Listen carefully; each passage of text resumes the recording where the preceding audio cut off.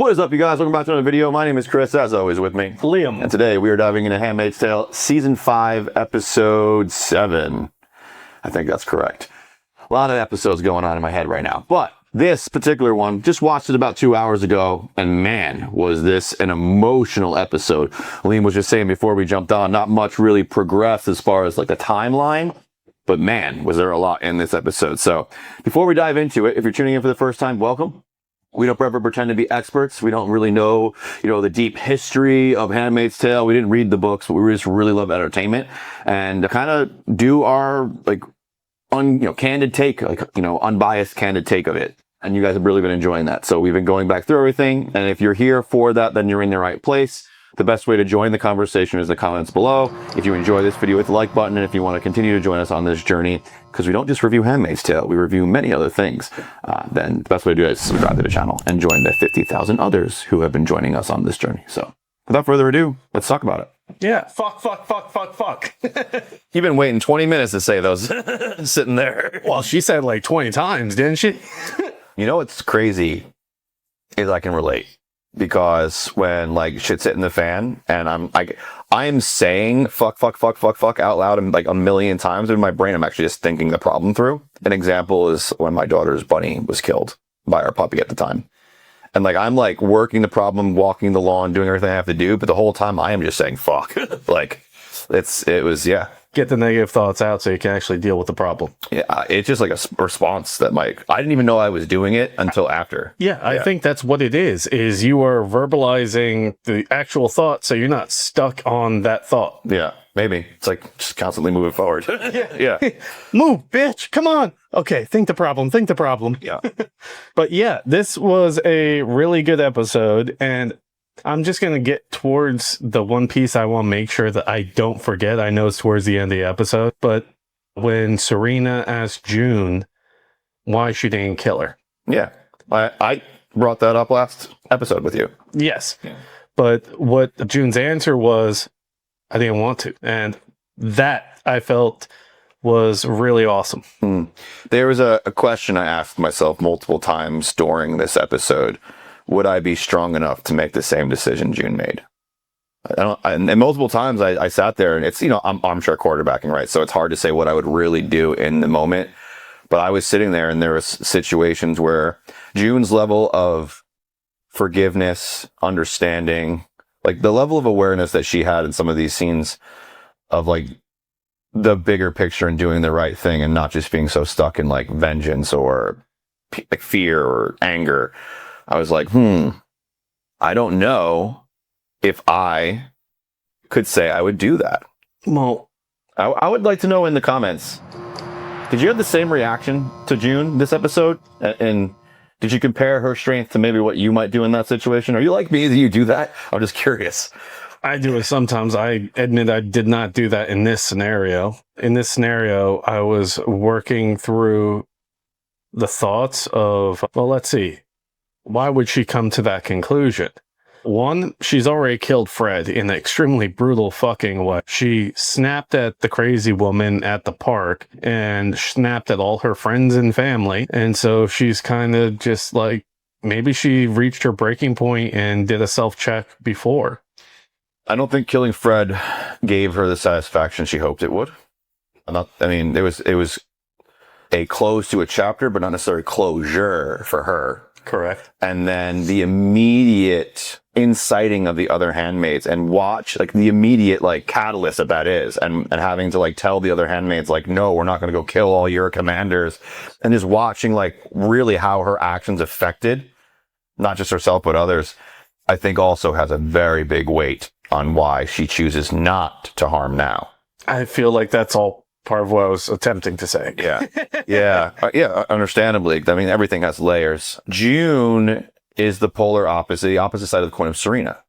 And I think that they do a really good job, especially in this episode, of showing you that, where if Serena was put into June's situation, Serena would be much more likely to try to manipulate, hurt, and turn that to her favor. Where June's there's nothing that says she has to stay there. She could just go home. Yeah. And selflessly stays to help Serena because that's the kind of person she is. So again, she said she did for the baby. For all the things that Yeah, but at the same time, I think that in her heart, she's a compassionate person. Yeah, we also had the flashbacks to like the first birthing scene type thing, and they're kind of giving you to the little smile thing, and there was some kind of connection there until Serena did the whole power trip thing. Yeah. She didn't get her way earlier on. And then ever since then, they've been pretty much at odds. That, of all the scenes that happened there's always something that stands out to me to be like, this feels off, and this was it, right? It was great to see Alma. It was great to see the ones we've lost, right? That was awesome to see them again. And kind of like get a bit of a taste of like what we were originally, like, because we've been so removed from like the Gilead right now, because we're in Canada, we're dealing with other things. Like to remind us, like, this is the world we're in, right? Like it was a nice reminder that like, hey, it's evil, right? And I always laugh when the wife is behind the actual woman in labor, pretending to be in labor. Like that to me is just over the top hysterical. That's like everyone's in on it, and that's cool. But the thing to me that really made no sense and didn't line up for me is that Serena in the beginning with June was cordial, but never nice, right? She was always a possession, but she was never like right out mean to her or hurt her right away. But she wasn't like super nice to her or try to treat her like a friend. She was never doing those things because she had already been dated by the first one. It's all relative though, right? Well, how so? I mean, let's say everything is fucked up. Something less fucked up is considered nice. Yeah. But so where I'm going with all this is there's that one instance in the scene where June looks at Serena and looks at the same thing I think is hysterical, and like kind of looks at that June or June looks at Serena kind of like, really? Like that's where this is cool with everybody? And Serena kind of like doesn't say anything, but with her face says, yeah, I know, it's kind of crazy. Yeah. You know? We all got that same feeling from her face. That is out of character for Serena. She would never, in a public setting, mask like that. I don't know. Maybe in the comfort of her home, she'll break mask to manipulate and get what she wants, or maybe have a moment of vulnerability and actually show emotion, which we've seen her do in the past. But Naomi's right next to her, and you know how those two feed off of each other. We've seen it in the past. And so for me, these little things where it's like, it's a fun gesture, and it's like, it's okay, I caught it, and that's cool. But like, Serena's a believer. Yeah. During this whole time, she's talking about God and everything like that. She's a true believer. Yeah. So like for her to like scoff at it, it's just like, it's out of character. And even telling June as much that she's her avenging angel. So those little things for me, like, again, I can remove disbelief and I can keep moving forward, and the greater picture is better than that one tiny piece. So it's like, okay, that one brushstroke wasn't great, but the painting's fine. But at the same time, it's like, if we're going to talk about these things on the show with you guys, like, these little details matter. They do. Because if you're going to portray a character to be something, then that character has to stay in character. You can't break and be like, I don't know the actress's real name, but I think you were seeing more of the actress than you were Serena in that moment. Vaughn, I think. Yeah, I don't know, it's European. It's spelt differently than I would phonetically say it. Working events for a while, and you have to like roll call somebody. I'm like, I'm not even going to try to pronounce this name because I'm going to butcher it. Yvonne. Exactly. Yeah. Like I just said, if I were to try to phonetic L-O. yeah. 2-L-O. Yeah, we'd help again. We couldn't even do Tuello, let alone her last name. Phenomenal actress. Don't want to discredit her in any way. If I were to try to read it and pronounce it, I'd hack it. If I can hear it, then I can hold on to it, and then I'm good. I'm used to that with my last name, Wisner. Hell, I've been used to that my whole life with Liam, because when I was a kid, it was an extremely uncommon name. Really? Yeah. The only Liam that people really knew of was Liam Neeson. I grew up with a Liam, so it wasn't new to me. Liam and Connor, they were brothers that lived in East Durham. There was never nameplates anywhere we went on family trips. There was none of that stuff. Like, nobody knew how to spell my name. Every birthday, when kids would come over, the parents would misspell my name all the time. Mm-hmm. A lot of times it was like Lee Ham, Like literally LEHAM? Do you remember when we first published the book, the first one? Lame. And I still have the copy. on the binder it said Lame Weisner. Yep, I still have the copy. I misspelled it, guys. That was on me. And I had to go back to republish. Oh, it was a pain, but we got it spelled right. After like 600 copies were sold. Because we didn't notice it till 600 copies. Until someone said it on a live. Is that really how your name's supposed to be? Yeah. No, my bad. I was like, Chris. And then he got all sad because his whole life people just did that to him, and then I did it to him. It was a whole thing. Hell, in kindergarten, again, they would make fun of me by saying lamb chops because they didn't know how to say Liam. We're so inventive as little kids, aren't we? Imagination, right? Yeah. But they would always, that's why I kind of hate the song that never ends. Maybe that's another route. I hate it because it never ends. Musicals. Maybe that's another route for why I hate musicals. Well, yeah, maybe. I don't know. For a man who makes music, it's weird that you dislike. Well, maybe because you want a separation of your entertainment. I don't know. It could. There's a lot of reasons why it could be, but yeah, we're off on tangents. Thanks for joining us on this rabbit hole. We're coming back out now. But they like when we do this. Yeah, it's true. But if they're turning in for the first time, this may turn them off, right? If they've been joining us for a while, then they love this stuff because that's why they joined us live. But yeah. But the whole time, Serena is like working through these issues and she is just defaulting to religion and she is extremely hopeless. And it reminded me of, if I was this part, I'd put myself in the shoes, remind me of getting out of the military. Like everything that you know and felt comfortable to you is now gone. Yeah. So anytime we talk about this a lot, and the military is a great example, so I'm glad that you brought it up because we can relate this very easily now, is loss of identity and loss of purpose, right? So Fred and Gilead have been her entire identity. Supporting Fred and building up Gilead has been her purpose. Having Nicole and now having Noah have been her purpose. Having a child has been the purpose. She's fulfilled all purpose and has lost identity. And so now what? Which is why she basically says to June, in my opinion, take the baby, I've got nothing left.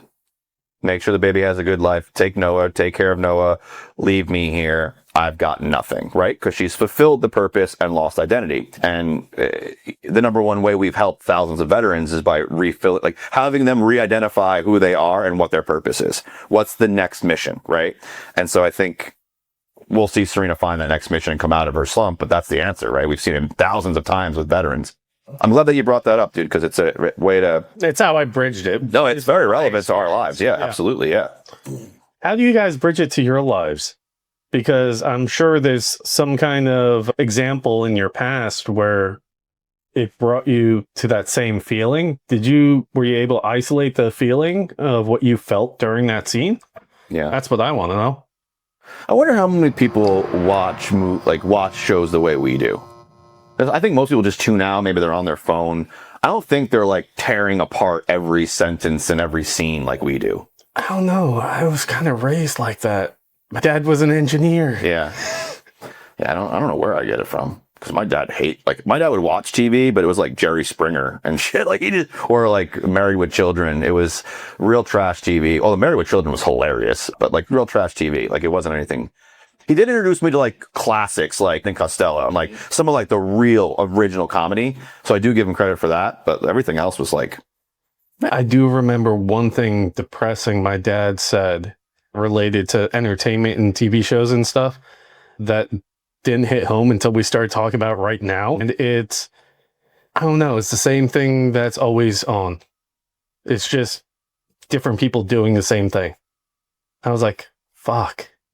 There was no new stories being told, just reimagined. Yeah. Yeah, like it's the same formula. Yeah. We're going to come back, I swear. I love the reels that are comparisons, like, especially like the ones where it was like, J.K. Rowling didn't write Harry Potter. She just wrote Star Wars with Wong. Mm-hmm. And like, so where they show you like the exact comparisons of like how it lays out. Yeah. Yeah, absolutely. That's about the most Harry Potter information that I ever had was just from watching that. Oh, you've seen the same one then? Yeah.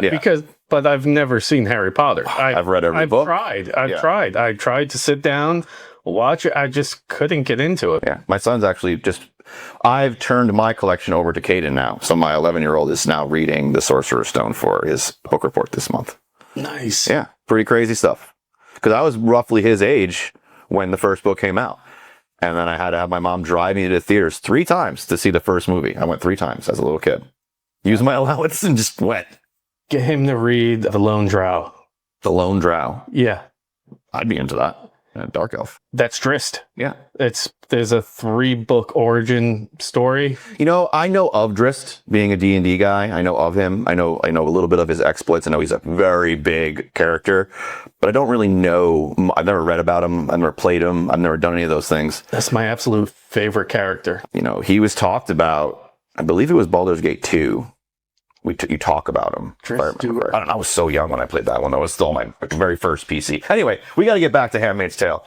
I can nerd out on that one. Well, yeah, dude. Like, we are nerds. Hence, the Geek Spot is the name of our channel. Yes. All right. So we got Serena like questioning everything now, and she's like, I don't know if she's full on or just borderline, but she's ready for life to end and just pass off the child to someone else. I think she's feeling a lot of regret. And I love how the scene when she's talking about all the things, why she wants June to take the child. And she's like, I don't want him to grow up and do because of the things that Fred did. And then that long pause of self-realization when she's like, of what I did also. And I was like, thank you. Yeah. And this is one of the scenes that I was talking about early on in season 6 when I said that I felt Serena could come back. Yeah. I mean, I was Team Serena Redemption for a long time. I was. And I think that if you haven't seen season 6, I'm about to spoil it for you. So just heads up.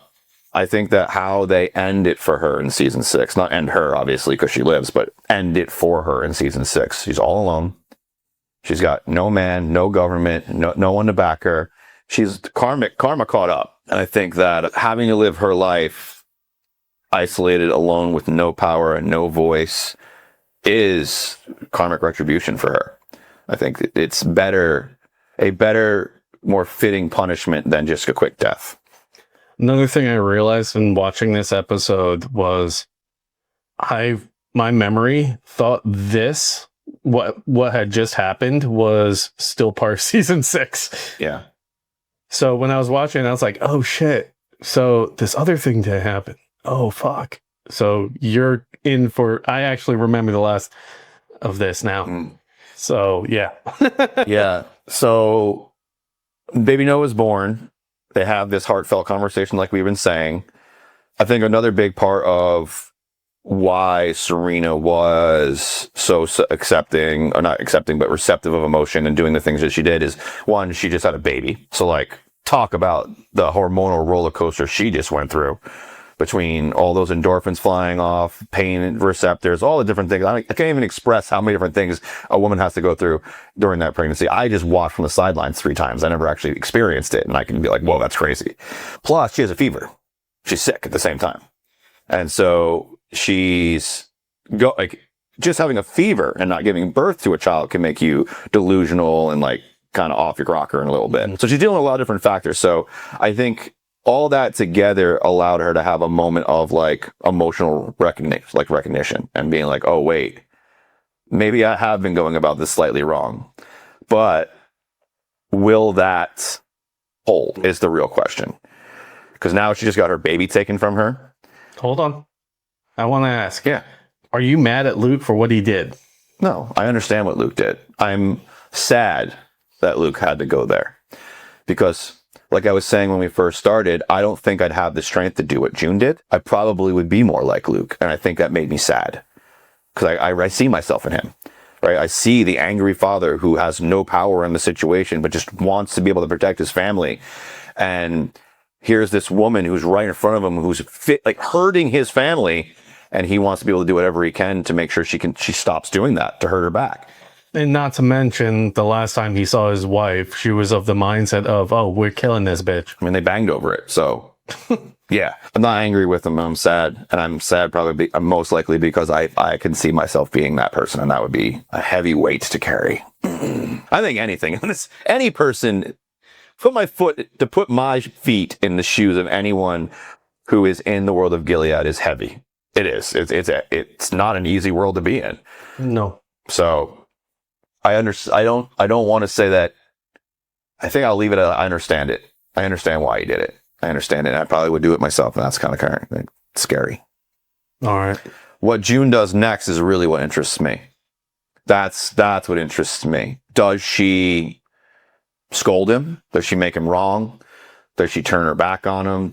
How does she navigate the promises and the conversations that she just had with Serena, while also still keeping the love and compassion inside of her family and marriage? That to me is a puzzle. That's going to be an interesting thing to see her navigate, especially because they do such a great job with cinematography in these seasons. And one of my favorite shots in this episode is the pigeon. The pigeon's up on the 2x4 with the camera in the corner when she's giving birth in the barn thing. Another good one, but the one I was talking about is towards the very end when you have Serena in the room just screaming. And it turns and cuts to June in the glass, just sitting there, face in shock, devastated. And Luke over her shoulder, just smiling, like, got her. And like the duality of the two reactions, I was like, damn, good job, guys. They are good with that. Yeah. Really are. And a lot of shows are missing this. Yeah. One thing, too, and I don't know enough, nor did I do the Google research, and I'll claim that up front. If you are detained by law enforcement, but are either sick, pregnant, just had a baby, they don't take you to a detention facility. They detain you and guard you in the hospital. Yes, that's my understanding. So the fact that they took a baby who was in the NICU, not just in observation or, I forget the name of the room where they just put them for a while. I don't think they actually took the baby in terms of took it from the hospital. They took possession of the baby and put it there. And I think that's why they put it there specifically, was because they knew law enforcement was coming. So they needed to separate the mom from the child in case she acted erratically and accidentally hurt the child. That's what I think that was setting up. Oh, okay. That's why she was freaking out so much. And June's like, no, this is normal. Those are normal things. Yeah, those things could be still true at the same time. Well, they are, yeah. But it's still the excuse for how they were able to get the child from her. Okay. Because they said that protective services or whatever has custody of the child. Yeah. Custody doesn't necessarily mean that they took the child from the hospital. Okay. Just so in their guard or... Yeah. Logistically, my mind goes to the baby was born hours ago. A newborn baby needs its mother. And so... I didn't do the research and I don't know. So I'm more asking the question than making a statement. They even talked about the formula. Yeah. Why wouldn't they? Yeah. Okay. So failure to thrive in an infant can happen. It just needs loving care though. It doesn't have to be the mother. Yeah. So I have more questions than I have any information in my head right now, where really it's like, is what they're doing what they would do in the real world? That's really where I'm going with my mind, is like, is this practical? Is this something they would actually do? Because I would think in a world where a baby's life means everything, because there's no, fertility is super low and there's no real, guarantee that you're going to actually have a healthy baby. Why would they do anything that would lessen those chances? It's why they brought Janine back. That could be the whole damn excuse for why they took the baby in the first place. Yeah. Again, an enemy of their country with a child, and they have the ability to keep the child safe. They can make that rationale all day long. We see it all the time. Yeah. Government overstep. Yeah. I mean, again, I have questions, so I want to know. But again, great episode. I thought it was phenomenal, and I'm excited to see where it goes next. But I had some questions about that last bit there at the end of how that would actually go down logistically. If you guys would Comment below and share your input if you have any. I know I'm also going to do a little bit of Google searching because I can't help myself. I need to know. Hopefully you enjoyed the tangents. Hey, let us know. Like when we go off on those tangents, does that take away or add to your experience here? That way we know whether or not to curb our rabbit holes or not. Or do more of them, because I kind of curb a lot of them. No, yeah, we normally do curb a lot because like we'll go on tangents all the time. So appreciate you guys being here. If you enjoyed this video, hit the like button. If you haven't subscribed already, go ahead and do so. And you know what? Don't have to stop watching videos. We've got plenty right here. You can keep on going. We'll see you there. Peace. Find the strength hiding in each battle scar. You're not who you were. You've already come far.